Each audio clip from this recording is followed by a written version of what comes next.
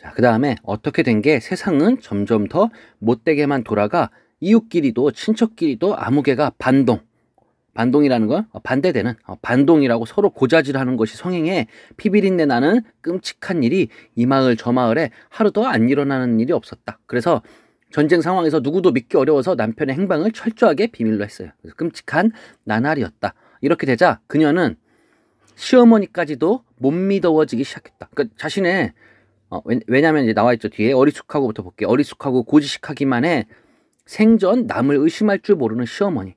이게 시어머니의 성격이 굉장히 직접적으로 제시되어 있죠. 그죠? 간접적이 제시하는 게 아니라 굉장히 직접적으로 나와 있습니다. 어떤 성격이냐면 시어머니가 어리숙하고 고지식해서 남을 의심할 줄을 모른대요. 근데 지금 상황에서는 남을 의심하고 해야 되는 상황이니까 시어머니가 걱정되기 시작했어요. 그래서 행여 누구 꼬임에 빠져 남편이 가 있는 곳을 실토하면 어쩌나 싶어서였다. 그러니까 너무 시어머니가 걱정이 된 거예요. 만약에 누가 물어보면 옆집 사람이 아니 어딨어 아들? 그러면은 거기에 대해서 막 다 대답해 줄 것 같은 거예요. 그래서 너무 의심이 된 거죠. 그래서 여기부터 묶어볼게요. 시어머니 같은 사람이 살 세상이 아니었다까지를 묶어서 하도 험한 세상이어서 시어머니 같이 어리숙하고 고지식하기만 해서 남을 의심할 줄 모르는 사람은 잘 적응해서 탈없이 살 수 있는 세상이 아니었다는 거죠. 그러니까 시어머니는 이런 세상에서 살기가 힘들다고 이제 이야기하고 있습니다. 자기 생각이 이제 걱정이 되는 거죠. 자, 그 다음에 또 묶어볼게요. 그녀는 공부 못하는 아이에게 구구쌤은 구구단 같은 거죠. 구구쌤을 익혀주듯이 끈질기게 허구한 날 시어머니에게 모른다를 가르쳤다. 한번 볼게요. 혹시라도 시어머니가 남들에게 속아서 남편이 있는 곳을 말할 것 같은 거예요. 그래서 철저하게 입단속을 시키고 싶어서 어떻게 하냐면 모른다고만 이야기하라고 했어요. 그러니까 어머니 누가 물어보면 모른다고 하세요. 무조건 모른다고 하세요. 이렇게 했어요. 근데 이러한 노력이 결국에는 남편을 나중에 위험에 빠뜨리는 그런 계기가 되게 됩니다. 그래서 이야기하는 거죠. 어머님은 그저 모른다고만 그러세요. 세상 없는 사람이 물어도 아범 있는 곳은 그저 모른다고 하셔야 돼요. 난리 나던 날은 6.25 전쟁이 되겠죠. 난리 나던 날 집 나가고 나선 어떻게 됐는지 모른다고 딱 잡아 떼셔야 돼요. 입 한 번 잘못 놀려 사람 목숨이 왔다 갔다 하는 세상이에요. 큰 댁 식구들이나 여기부터 묶어볼게요. 작은 댁 식구들이 물어도 그저 모른다고 그러셔야 돼요. 라고 하면서 누구도 믿기 어려운 당시의 분위기를 암시하고 있습니다. 굉장히 뭔가 사회가 각박해졌죠. 왜냐면은 큰 댁 식구, 작은 댁 식구, 그러니까 우리 주변 사람들도 전혀 믿을 수가 없는 거예요. 그러한 분위기를 지금 잘 암시해주고 있습니다. 그래서 예쁜이 할머니가 물어도 개똥이 할머니가 물어도 그저 모른다고 하셔야 돼요. 아무도 믿으시면 안 된다고요. 네, 아셨죠 어머님? 하면서 계속 이야기를 하고 있는 거죠.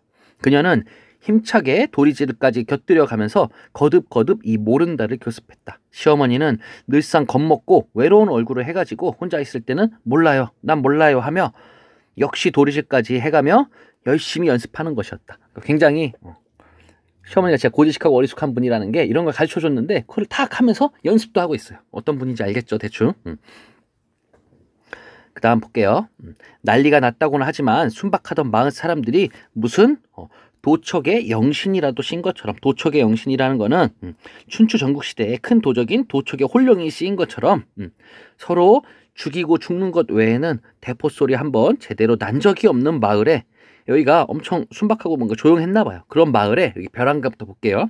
벼랑간 비행기가 날아와 기총 솟아, 이거는 기관총으로 쏘는 일, 그 다음에 폭탄을 쉴 새 없이 퍼붓고 앞산 뒷산에 총소리가 며칠 계속해 콩 볶듯이 나더니만 이어서 죽은 듯한 정적이 왔다 라고 이제 되어 있습니다. 이렇게 한번 볼게요. 묶은 부분. 유엔군의 공격으로 인민군이 물러나고 난 뒤에 고요를 표현한 것입니다. 그래서 다 공격하고 나더니 죽은 듯이 정적이 찾아왔다라고 이렇게 이야기하고 있습니다. 그 다음에 집 속에 쥐 죽은 듯이 처박혔던 마을 사람들이 하나둘 조심조심 고개를 내밀었다가 재빨리 움츠려들었다. 아직은 서로의 대화를 꺼리고 있었다라고 되어 있습니다. 자, 여기 볼게요. 마을에 찾아온 정적 이후에 사람들은 왜 대화를 하지 않았을까요? 여기를 보면은 인민군 치하에서 고생했던 사람들은 인민군이 확실히 물러났다는 것을 확인하기 전에는 두려움 때문에 자신들의 생각과 감정을 남 앞에서 쉽게 드러내지 못했을 거예요. 뭐 예를 들면 갑자기 드러냈다가 인민군이 어디서 튀어나와서 해코지할지 모르니까 그래서 지금 이야기를 하고 있지 않은 모습이 나타나 있습니다. 그래서 아직은 서로의 대화를 꺼리고 있었다 부분은 누구도 믿을 수 없는 당시의 분위기를 암시하고 있습니다. 너무 힘들 것 같지 않아요? 주변 사람을 누구도 믿을 수가 없는 거예요. 그래서 그런 상황이 되겠습니다. 빨갱이가 물러갔다는 증거도 안 물러갔다는 증거도 없었다. 그쪽에 붙어서 새도 부리던 패거리들의 모습은 안 보였지만 인민위원회가 쓰던 이장집 마당 기대꽂이엔 아직도 그쪽 기가 펄럭대고 있었으니 말이다 라고 하면서 이제 교과서 193쪽으로 넘어왔습니다. 자, 보면은 이런 어중간하고 모호한 때, 여기까지 한번 묶어볼게요. 인민군이 물러났는지 아닌지를 알 수 없는 그런 애매한 때에 벌써 성질이 급한 남편은 야밤을 타서 집에 돌아와 있었다. 친정으로 보냈던 남편이 이제 돌아온 거예요. 자, 그 다음에 한번 볼게요. 서울이 이미 수복됐는데, 여기 부분 한번 볼게요. 여기 보면 뭐냐면 1950년 9월 28일 유엔군이 인천 상륙작전의 성공을 여세로 몰아서 서울을 되찾았는데 이를 서울 수복이라고 합니다. 그러니까 우리가 6.25 전쟁이 났을 때 북한군이 와서 우리가 며칠 만에 이제 밑에까지 쭉 밀리잖아요. 그랬다가 유엔군이 인천 상륙작전을 성공해서 서울을 이제 되찾았어요. 근데 이거를 이제 서울 수복이라고 합니다. 서울이 이미 수복됐는데 여기 부분, 그 다음에 제까지 것들이 여기서 받댔자 며칠을 더 버티겠나는 것이었다 까지를 묶어서 보면은 아주 성질이 급한 아주머니 남편은 서울이 수복됐다는 얘기를 듣고 인민군이 얼마 버티지 못할 것이라고 판단하여 다시 집으로 돌아왔어요. 자, 그 다음 부분 볼게요.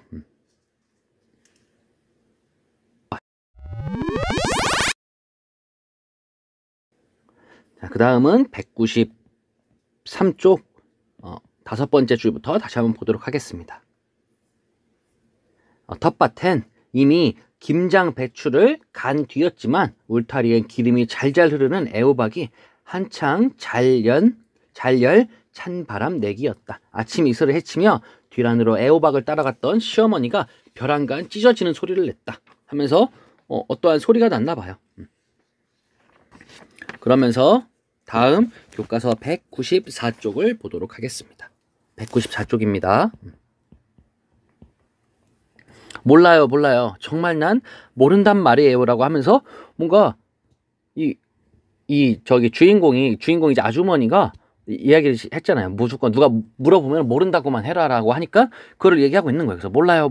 정말 난 모른단 말이에요. 하면서 소름이 쫓기치고 간담이 서늘해지는 처참한 비명이었다. 그래서 그녀도 뛰어가고 그녀의 남편까지도 엉겁결에 뛰어갔다.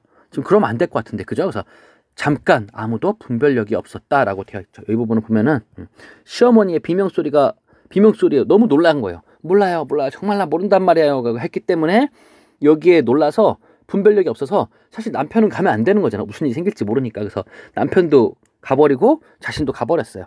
저만치 뒷감 모퉁이에 폐잔병인 듯 싶은 지치고 남루한 인민군 서너 명이 일제히 총부리를 시어머니에게 겨누고 있었다. 그들도 놀란 것 같았다라고 되어 있고, 그들도 놀란 것 같았다는 시어머니 예상치 못한 과민 반응 때문에 놀랐어요. 갑자기 막 소리를 치면서 나 몰라요. 모른단 말이에요. 라고 하니까 놀란 거죠. 아니 갑자기 왜 이래? 라고 하면서 그들은 처음부터 누굴 해치려고 나타났기보다는 그냥 시어머니와 마주쳤거나 아니면 마주친 김에 옷이나 먹을 것을 달랄 작정이었을지도 모른다. 그러니까 딱히 어떤 일에 온 게 아니라 그냥 마주친 거예요. 마주쳤는데 갑자기 반응이 너무 지금 날카로운 반응이 나오니까 깜짝 놀란 거죠. 그런데 그들이 무슨 말을 걸기도 전에 시어머니는 그 자리에 꼼짝도 못하고 못 박힌 채 고개만 미친 듯이 저으며 몰라요, 난 몰라요 라고 하고 있는 거죠. 딴 사람같이 드높고 세된 목소리로 되풀이하였다. 폐잔병 중 한 사람의 눈에 살기가 번뜩이는가 하는 순간에 총이 그녀의 남편에게 난사됐다. 그녀의 남편은 처참한 모습으로 나동그라지고 그들도 어디론지 도망쳤다. 이런 일은 일순에 일어났다 라고 하면서 여기 부분 앞에 시어머니가부터 묶은 부분 볼게요. 비행기 공습을 앞세운 유엔군의 공격에 밀려서 이제 후퇴하기 바로 직전의 상황이었어요. 그래서 인민군들은 굉장히 극도의 긴장 상태에 놓여 있었어요. 언제 어떤 일이 생길지 모르니까. 근데 이런 상황에서 갑자기 비명 소리가 들리자 그들도 놀라서 갑자기 총을 쏴버린 거죠. 그러니까 이 시어머니는 사실은 이제 시키는 대로만 한 거죠. 근데 거기서 더 놀랍게 인민군이 나타나니까 혹시 물어볼까봐 몰라요, 난 몰라요라고 하니까 인민군들도 너무 놀란 상황이고 해서 총을 이제 쏴버린 거죠. 그녀의 남편을 향해서. 그럼 굉장히 뭔가 가슴 아픈 그런 순간이 되겠습니다.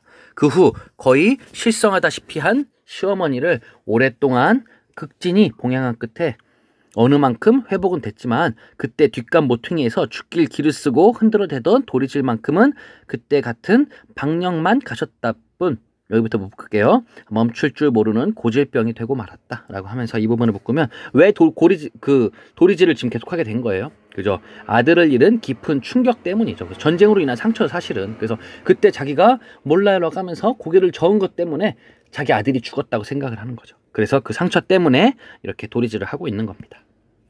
그래서 그 왼쪽에 보면은 노파가 도리질을 계속하는 까닭은 무엇일까라고 보면은 자신의 바로 앞에서 아들이 총에 맞아서 죽었죠. 그거를 목격한 충격이 워낙 컸기 때문에 결국에는 자기 때문에 아들이 죽었다는 생각에서 죄책감이 나온 거죠. 그래서 그 까닭의 하나의 해석으로도 볼 수 있지만 그녀가 이런 죄책감을 가졌는지를 작품에서는 확실히 보여주진 않아요. 근데 우리가 예측하기로는 아마도 아들을 잃은 충격 때문에 그렇게 됐을 것이다 라고 지금 이야기를 하고 있는 부분이 되겠죠. 굉장히 좀 가슴 아픈 부분이죠. 그죠? 그래서 사실은 6.25 전쟁 때문에 이렇게 가슴 아픈 일들이 굉장히 많았다는 거예요.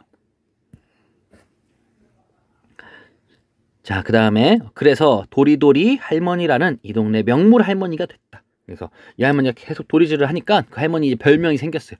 도리도리 할머니라는. 그래서 이 동네 명물 할머니가 됐다. 여기부터 묶어볼게요. 아주머니는 이런 얘기를 조금도 수다스럽지 않고 담담하고 고즈넉하게 했다. 이런 부분을 보면은 아주머니 인품을 보여주는 동시에 아주 오랜 세월을 그 상처를 견뎌와 이제는 어느 정도 감당할 수 있게 된 부분을 보여주는 거죠. 그러니까 사실은 이런 얘기를 하는 것도 쉽진 않았을 거예요. 왜냐하면 자신의 남편이 죽고 굉장히 가슴 아픈 일인데 그게 이제 오랜 세월이 지나서 자기가 그 상처를 감당할 수 있을 만큼이 되는 거죠.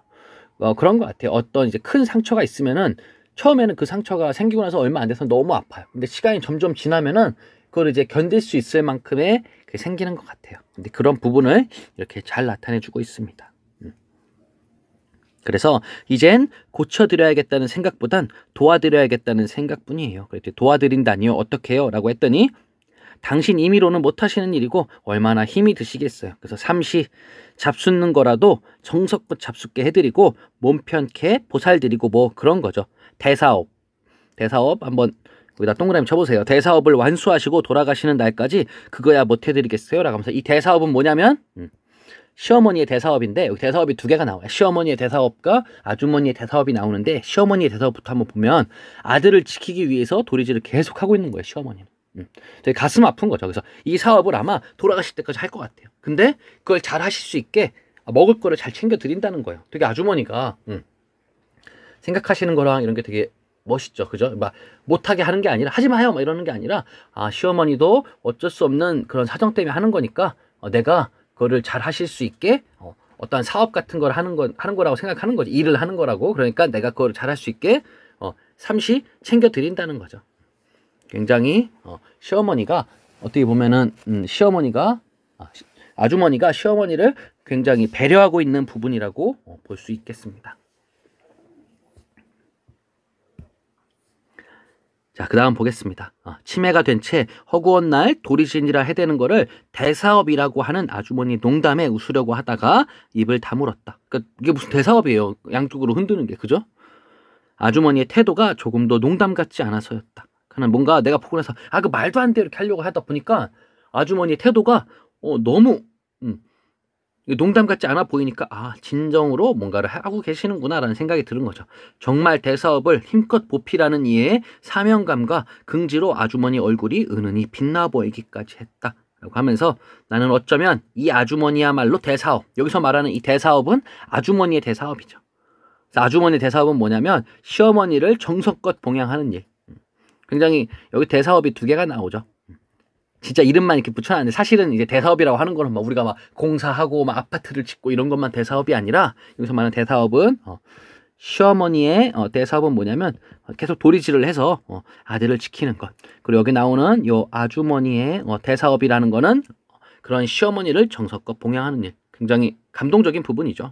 그래서 나는 어쩌면부터 한번 묶어볼게요. 나는 어쩌면 이 아주머니야말로 대사업을 하고 있는 게 아닌가 하는 생각이 들면서 등골에 전율이 지나갔다라고 하면서 나는 아주머니가 사명감과 긍지를 지니고 노파를 돕는 것이야말로 대사업이라고 생각하면서 크게 감동한 거죠.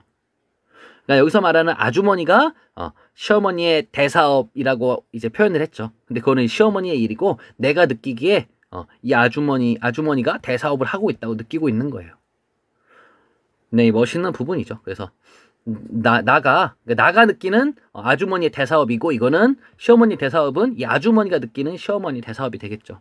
그래서 여기까지를 묶어서 절정 1부분 아주머니에게 노파의 도리질에 대해서 사연을 얻게 됩니다. 굉장히 궁금했던 이야기를 듣는 부분이 되겠습니다.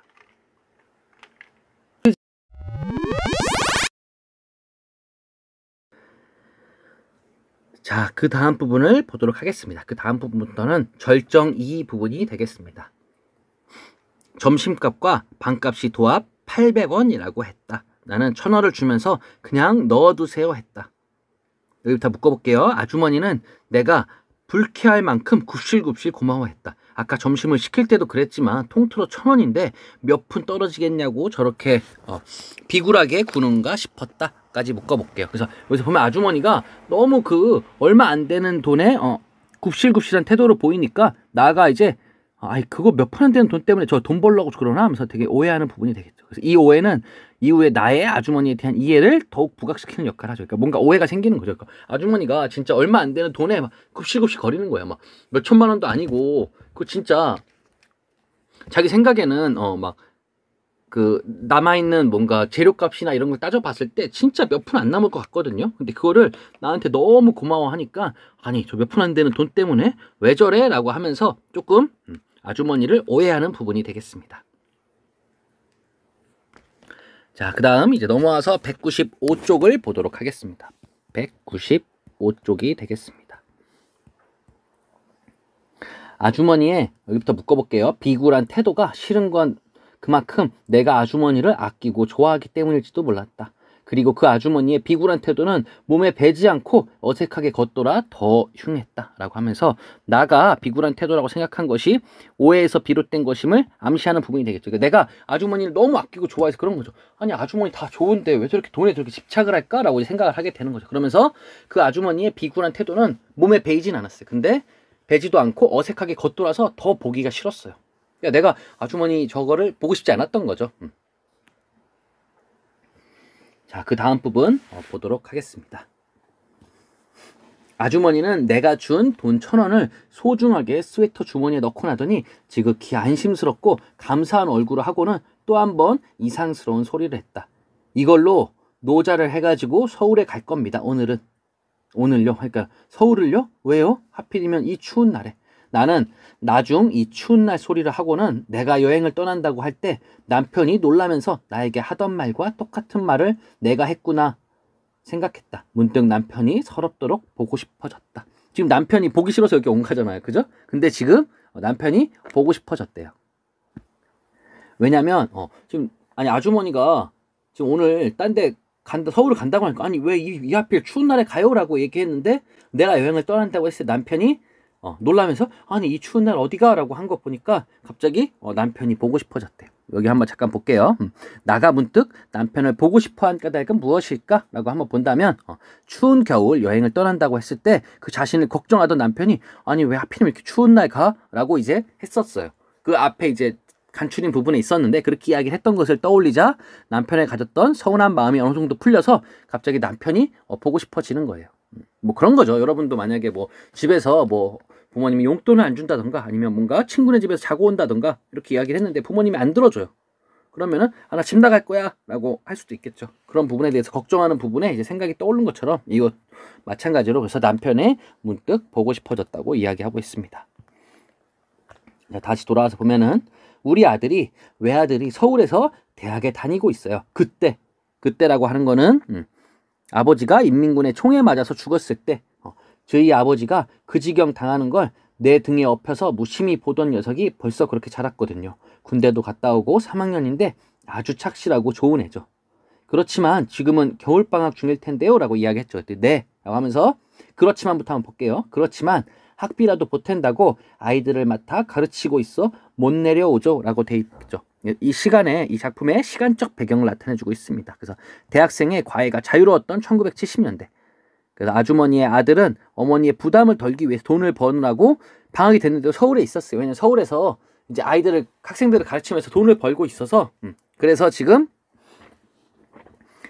그 아들을 보기 위해서 서울에 가겠다고 지금 이야기를 하고 있는 부분입니다.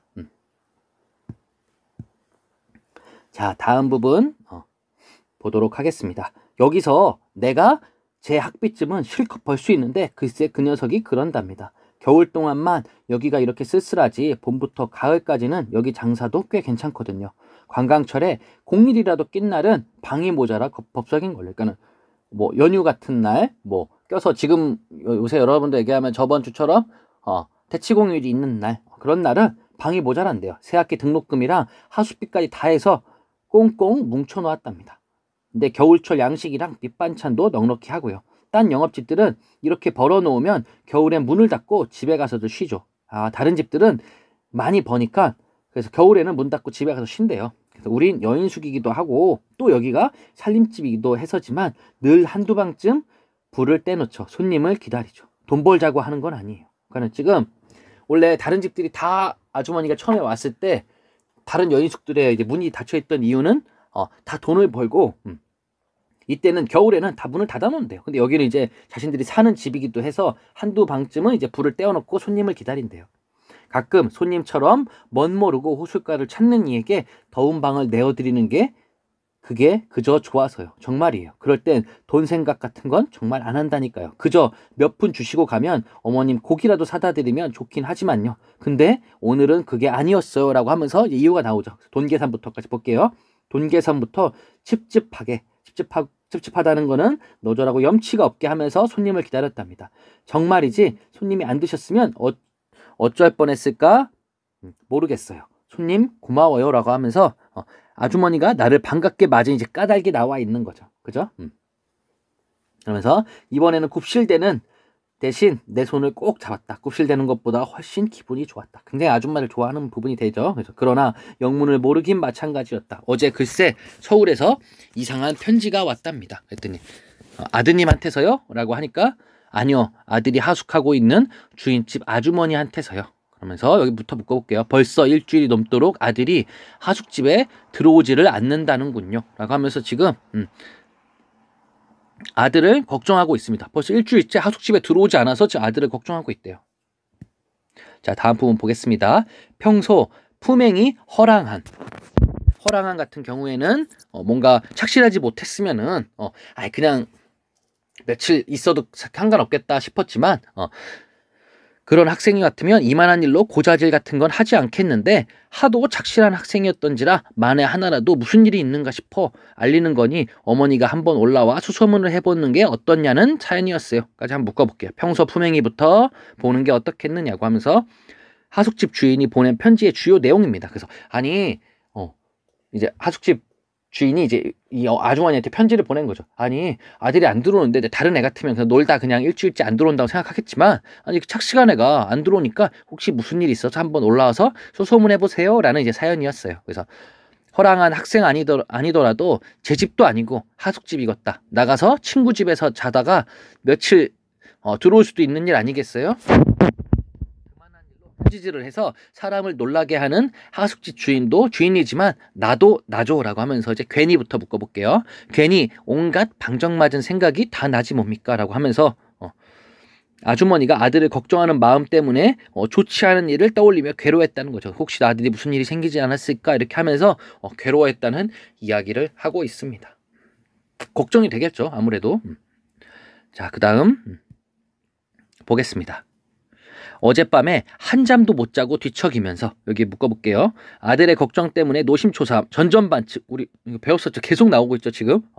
선생님이 시험에 나온다고 했습니다. 전전반측 그때도 이야기를 했었죠. 그래서 너무 걱정돼서 막 뒤척뒤척이면서 아들에 대한 걱정으로 이제 막 한시도 잠을 못 자고 있어요. 그래서 온갖 주접을 다 떨며 미신을 하나 만들어냈는데 글쎄 그게 점점점점점. 이 아주머니가 그러니까 뭔가 그런 거 있죠. 우리도 뭐 예를 들면 뭐 미신 같은 거 있잖아요. 뭐 선생님 같은 경우도 뭐 그날 뭐 신호를 다 받고 운전하면서 학교 오는데 신호가 잘 받으면 아 오늘 학교에서 이 뭐 기분이 좋겠다라든가 아니면 뭐 그런 식으로 이제 미신을 생각하게 되는 거죠. 그랬더니 미신을 만들어냈대요. 뭐냐면 글쎄 그게 그랬더니 미신이라뇨 했더니 네 주책이죠라고 하면서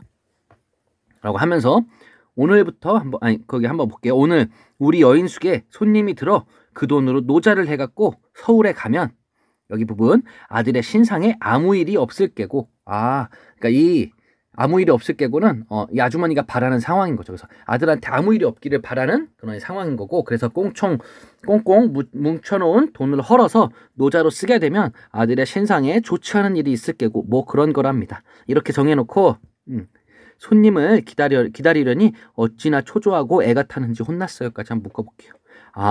이게 아들의 걱정에 대해서 만들어낸 미신의 내용이 뭐냐면 내가 오늘 돈을 갖고 이제 서울에 가려면 돈이 필요하잖아요. 근데 서울에 갈 때 여인숙에 들어온 손님이 돈을 만약에 벌어서 그 돈을 갖고 노자로 해서 서울로 가면은 아들한테 아무 일이 없는 거고 그 다음에 꽁꽁 뭉쳐놓은 그 돈을 가지고 가면은 아들한테 좋지 않은 일이 생길 거다라고 하면서 아들의 걱정으로 이제 미신을 만들어냈어요. 사실은 이게 미신의 그런 거죠. 그러니까 손님이 겨울철엔 잘 안 들잖아요. 근데 그런 와중에 손님이 들었다. 그래서 그 돈으로 서울을 간다 그러면 아들한테 아무 일이 없을 거다라고 생각을 한 거죠.